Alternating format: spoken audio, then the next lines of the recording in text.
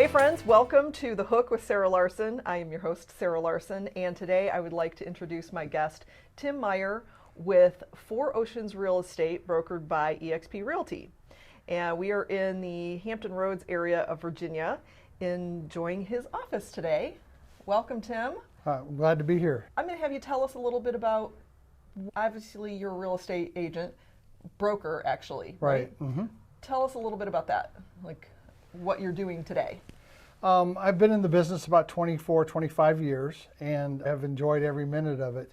I've been an agent, I've built teams, I've been a coach, still a coach, and I'm a managing broker for our particular office. Within eXp, we have a branch office. This is a branch office of that, and we have several agents in this branch office, and I manage that.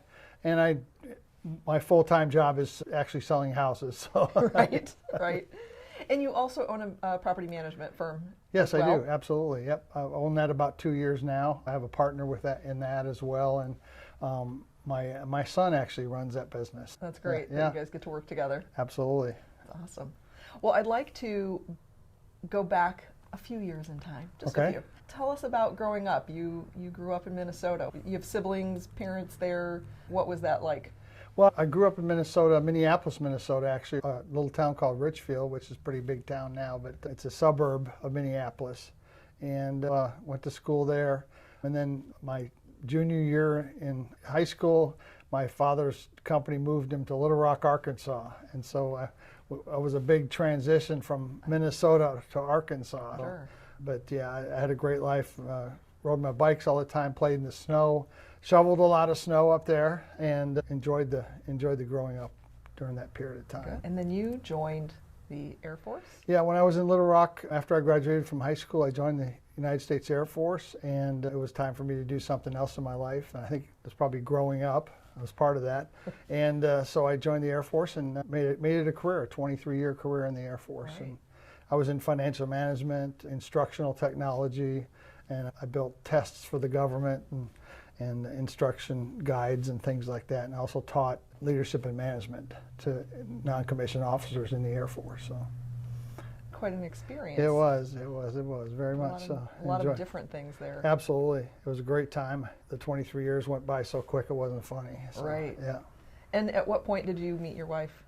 Actually, the second year I was in the Air Force, I was stationed in England, and I met her the day I saw her. I said, that's the girl I'm going to marry.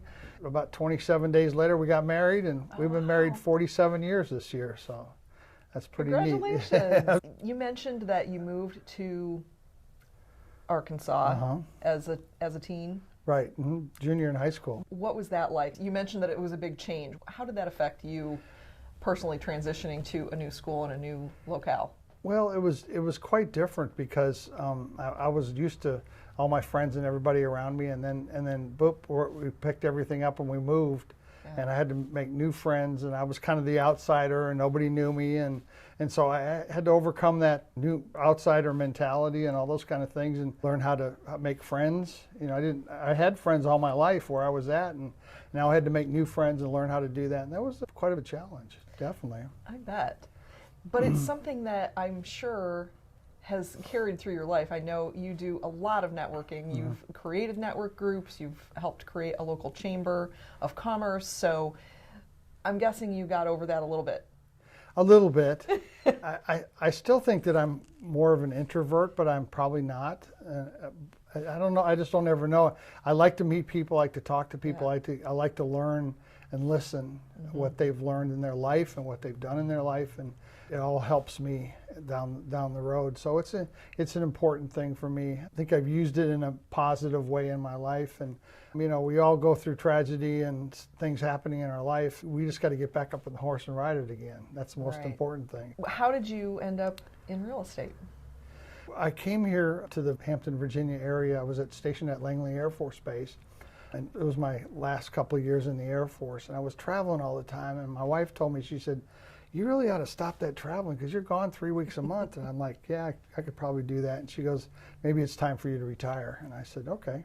So I started looking around, and the guy that I bought my house from said, look, if you ever decide you ever want to get into real estate, call me. So I had my license and was ready to go, and called him and started working with him. And we became business partners for probably 10 or 12 years, and built our team. We were one of the top teams in the area for a long time, just building our business over a period of time. So a lot of networking. I got here, I didn't know anybody. I was just in the Air Force, so I didn't know a lot of people. You don't get to know a lot of people, so I had to go out and join the chamber and get involved in networking groups and be a networker and learn how to do it that way, because back then, 20 plus years ago, the internet wasn't a big deal. We were still looking at pages of housing books. Right. And that was a whole difference than it is today. So yeah. Definitely. So it's been an evolving process over the years, and just knowing how to meet people, what to say, how to listen, and then how to make conversation. A lot of people I can go up to, and I always look for a common denominator. Were you in the service? Yeah. Where are you from? Are you from Minnesota? Are you from so-and-so? Do you like sports teams? I just kind of ask those questions until I find a common denominator for somebody, and then I can start talking to them. Yeah. And then we build that connection at that point in time. And you've had a lot of experience just teaching other people. It seems like you are a great mentor, and you've done a lot with that. You're doing it now as well. Right. Tell me about that. Well, I've over the years, I've helped businesses start. I've also helped coach businesses. I've been with the Chamber of Commerce. I was the president like 8 out of 15 years or something like that. But I believe in businesses and how to help businesses. And then coaching, I've actually shared with real estate teams on how we built the team that I had. We were one of the premiers or the first teams in the area. So people always called to me and said, hey, how did you start your team? How did it work? And those kind of things. And so I've coached there and helped them. I've networked in business networking groups. I've been a leader, a coach. And then in real estate, as a broker, I'm a mentor, a manager, and a coach as well. I coach agents across the country, which is really fun for me to do, because each market's different. They say it is, sometimes it isn't, but the basics are the same. All the fundamentals are the same. Right, so. The fundamentals of how to be a real estate agent, exactly. How to get clients. Absolutely. What would you say is the most important thing that you're teaching to new real estate agents? Well, I think it's accountability and the basics, because a lot of the agents today, I'm going to get my real estate license. I want to jump into real estate. That's great, and they think they're going to make a lot of money, but there's some basics you got to do. I think one of the things that attracted me when I first came to the business was I've been in the military for 23 years. I was tired of people telling me what to do. Right. So I want to own my own business. What's the best way to do that? Get into real estate, do your own thing, because the only person I need to look at in the mirror is me if nothing's happening. But a lot of agents today get in and they don't have the skills. They don't know how to lead generate. They don't know how to work a lead and then turn it into a transaction and turn that into getting paid and all those kind of things. There's a lot of that out there, and I got my license, but what do I do with it? Right. And so I'm here to help people with that, and it served me well, and I've been on different marketing teams across the country as well. I had one company out of California that marketed agents specifically, and I used to fly in, and I was a consultant for these different conventions they had, and did some marketing there as well. So I've done a lot. Yes. So, yeah. Yeah, quite a career. That's right. What are some times that you've experienced disruption or change? Right. I guess let's get more specific. Right. How was it transitioning from military into civilian life and becoming a real estate agent? That's a really good question, because what happens is when you're in the military, you're disciplined. You're used to people telling you what to do. You're used to following orders and all those kind of things. And you get out and you start talking to people, and on the base or dealing with people in the military, if you have some rank or whatever the case may be, you say, well, I'd like to get this done, and they take care of it. Well, out here you say, yeah, I'd like to get this done. It's like, you'll take care of it, those kind of things. Yeah. And so the transition was a little rough, just because I was so used to the military mindset, and then I had to learn how to deal with people in civilian life. And there's a whole difference. There's a lot of people out there that don't care about the military. They don't care that you were in the military. They have their own set of disciplines, and you have to learn how to negotiate and navigate those disciplines that they have as well. The basics of everything that we do out there, especially in my business, is if you say you're going to call, do what you say, or say what you mean, or say what you mean and do what you say, or whatever the case may be. Yes. That's something that is very frustrating, I know, to me when I'm working with businesses, and I've heard it from other people that, you call somebody and they say, oh, they'll call you back, or they'll Right. call you at a certain time, or, you plan to meet at certain Right. times, and then kind of falls apart. That can be extremely frustrating. Absolutely. Especially when you're used to things happening timely. Exactly. And then as time went on in my business, I mean, there's times when you get in a role and things like happen really good, and then there's times when you hit the wall. And I hit the wall a couple times in my real estate career. I had to reinvent myself. I had to start over. A couple of those times was when my business partner and I were in business together. We had a great team, and he decided he was going to retire.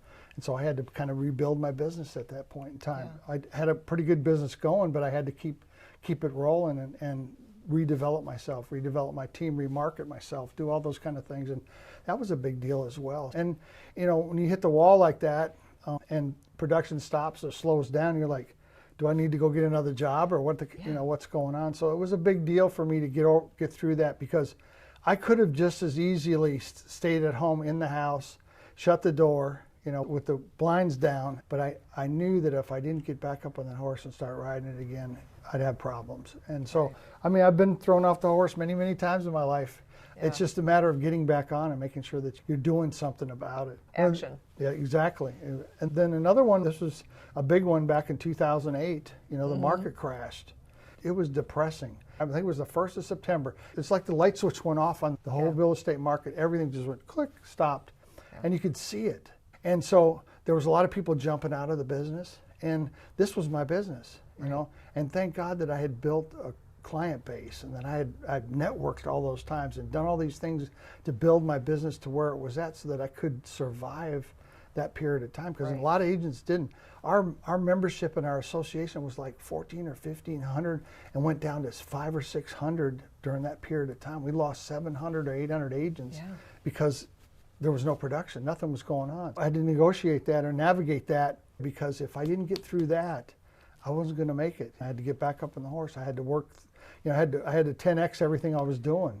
10x my lead gen. I had to 10x my conversations with my clients. I had to 10x everything I was doing. I had to do that, because if I didn't, I wouldn't have made it. Yeah. The people who keep going through those periods are the ones that come out on, Absolutely. Survive it Absolutely. And come out on top. Absolutely. Gain market share during that type of period. I was in the mortgage industry at that time and saw just the same thing. I had been working for a company that I really loved, felt was super supportive, and they went bankrupt and shut down. And I changed to several different companies after that, just trying to stay in the industry, stay relevant, but I was in the wholesale side, so I sold to mortgage brokers. Those were my clients, and mortgage brokers were all going out of business or joining a larger bank or larger mortgage company to be a branch of those, because they couldn't survive on their own with all the changes that happened over those few years.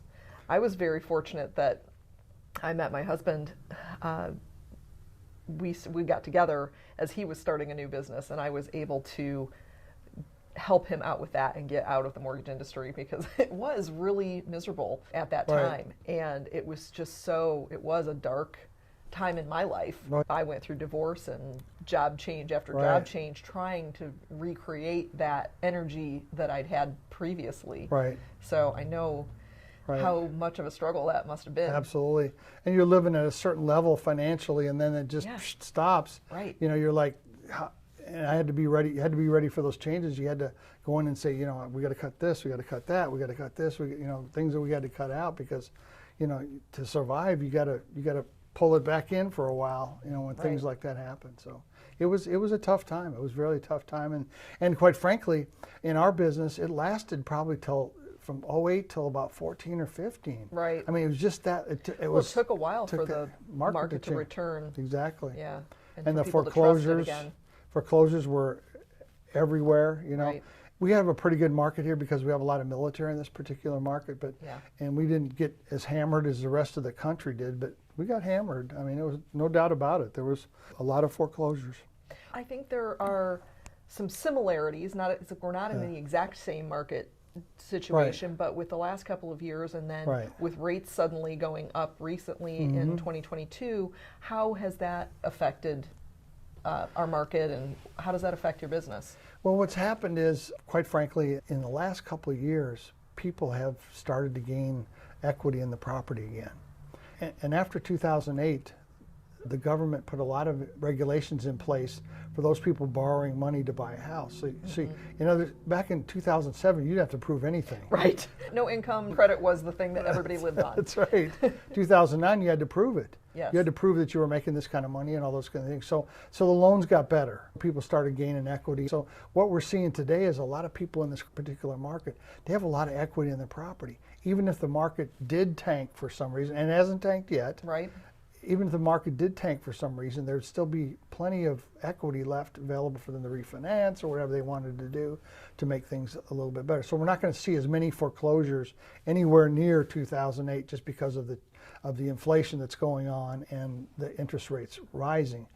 Back in the day, and I tell the story, I bought a house back in 1981. They were quoting 18.9. I got a loan for 13.9 and thought I was lucky. And today people are saying, well, 6%, that's killing me. I ran the numbers. It was between 8 and 9% for almost 10 years straight. So, that was the norm, 8 and 9%. So what's happened is now prices have gone up.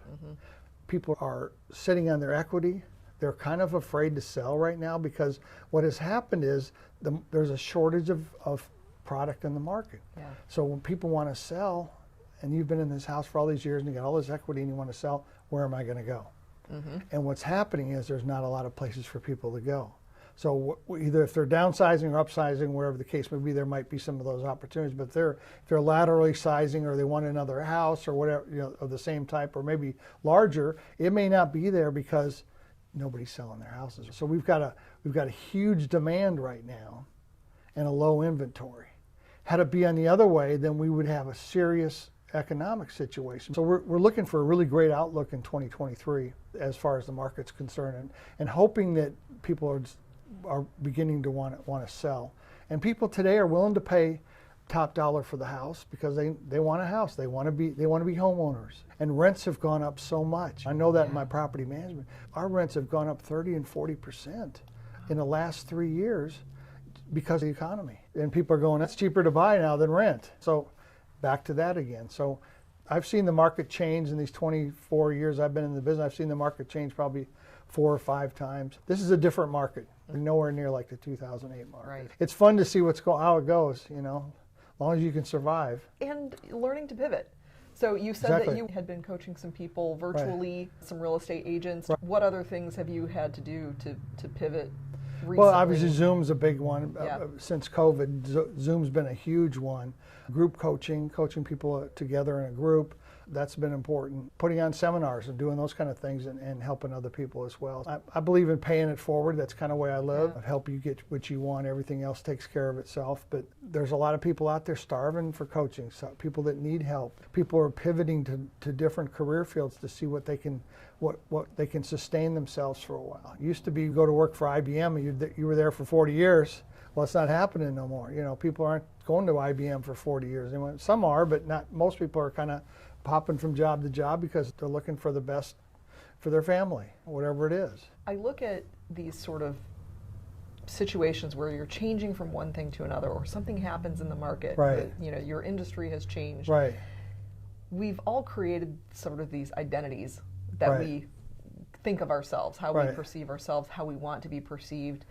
What would you recommend for real estate agents in this market, or just business owners in general? What do you recommend to reconcile yourself with a new identity or a changing, evolving identity because of that type of change?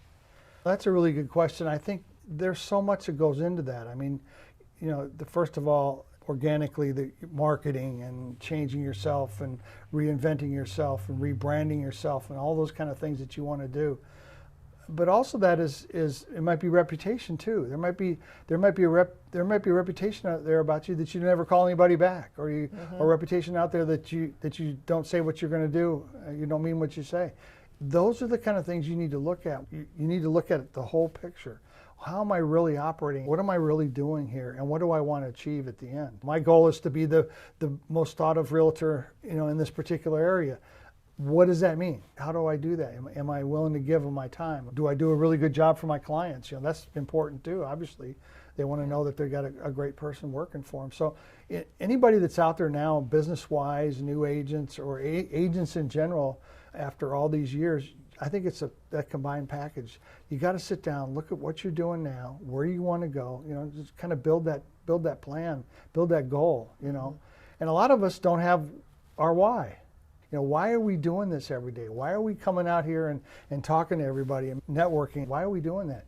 Is the why to be retired at a certain age, or is it to spend more times with my kids, or is it financial? I think you really need to look at that picture. Everybody needs to look at that picture. I look at it all the time. Introspection, I call it myself. I'm always looking at myself first to see what I need to do to better myself. Sometimes it needs a lot of work, and sometimes it doesn't. And it's hard to admit it needs a lot of work. Absolutely. So it really sounds like we're needing to take stock of where we are, who we really are, as we feel that identity change, and looking at where we really want to be and what changes we need to make to be that person. I always talk about, with my coaching, I talk about begin with the end in mind. What is my end goal? And then let's back into that. What do I need to do to get to that goal? Yeah. So here's my goal. Maybe it's a financial goal. So how many transactions do I need to do to hit this financial goal? So let's back up into that. That means how many calls do I need to make? How many people I need to talk to? How many deals have to close? All those to hit that goal every year. If I begin with the end in mind, I'll be okay. But if I just kind of dilly-dally, it doesn't happen that way.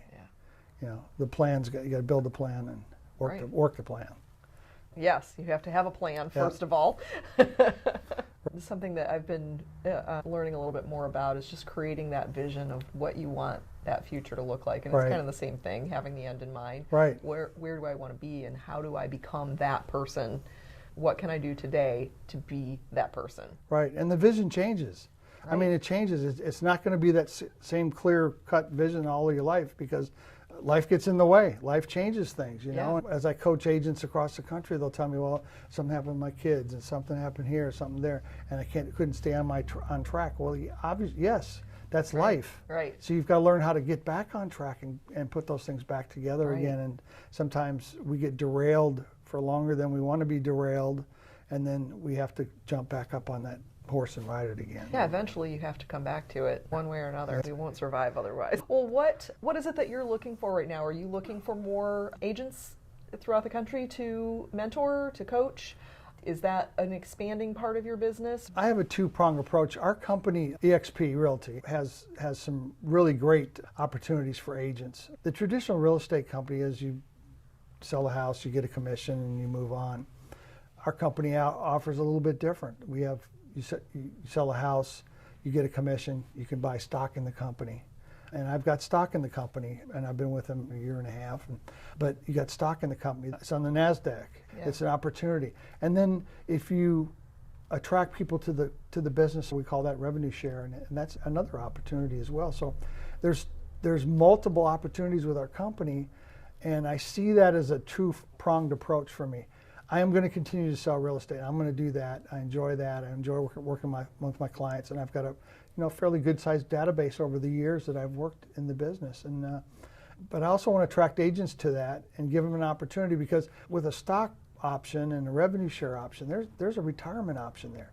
Most real estate agents never had a retirement option, and this is a retirement option. So I want to share that with people. I want to give them, here's a retirement option for you that you can stay in this field. You can end up retiring, and you can have a good life after selling real estate. So I really want to work on both of those areas, and I've focused my time, and I have a business partner as well, and he's really good at the recruiting end of it. I've been doing the sales end of it for a long time, and so we work well together. That's kind of where we want to go, and that'll produce some permanent income over a period of time, and it's a win-win for everybody is what I like to think about it, because traditionally when you split your commission with a company, that would go to the company totally. Our company gives portions of that back to you, so that's huge. I mean, you can't get much better than that. Well, it makes sense. Yeah. I know a lot of agents that have moved into the eXp land because of that model that they've created. Yeah, and it makes sense. It makes sense. And if you're looking to spend time in the business, and obviously real estate's a little bit different. You can spend more time with your family and do all those kind of things. You might have to work some different days and different hours or weirder hours or whatever, but you can basically call the schedule yourself. And it's what I said earlier. If I'm not doing anything, I'm looking in the mirror. That's the only person that I can blame for nothing happening is me. Where does retirement come? Is it on the horizon, or are you just going to keep doing this? I told my wife, I said, I'm not going to ever give up real estate. And the reason is I can sell a house when I'm 85 or 90 years old. I can do that. Yeah. I'm not going to sell as many as I am now, but I can when I get to that age. And so why not keep your license? Why not keep doing it? Why not keep sharing with other people? And it's just it just feels good. It feels good, and then I can throttle back and go on vacation if I want to, or go take a trip or whatever, and then come back and sell a house or two, or whatever I want to do. The ideal life. Exactly. So I'm working towards that. That's the end game. Take off when I want, but still help people. So that's important. Where can people reach you if they would be interested in contacting you for a real estate transaction or for mentoring? You can reach me at 4 Oceans Real Estate, 4oceansre.com. I'd love to have it spread out to anybody that would like to talk. And then also coaching too. I'm open to coaching other agents that may not be part of EXP, and they just want to talk to me. I would like to think that I'm a level-headed person and able to tell you the good and the bad about everything, and also help you. And if it's coming to EXP, great. If it's not, that's okay too. I can help you there as well, or maybe do some coaching for you and help you at least expand your horizons in real estate, because experience is important. Mm-hmm. It's very much important in real estate. Knowing the market, knowing what's going on in the market, knowing people, how people act in the market, how people want to deal with people in the market. It's very, very important. You only get one chance to make a first impression. We've known each other for a few years now. I feel like you have such a level emotional stability, I guess is what I would say. You don't get overly reactive, hyped up, and that, not to say that that's necessarily a bad thing, because that can be very energetic, and some people will like that. We're not for everybody, right? Everybody is going to work with somebody that fits with them.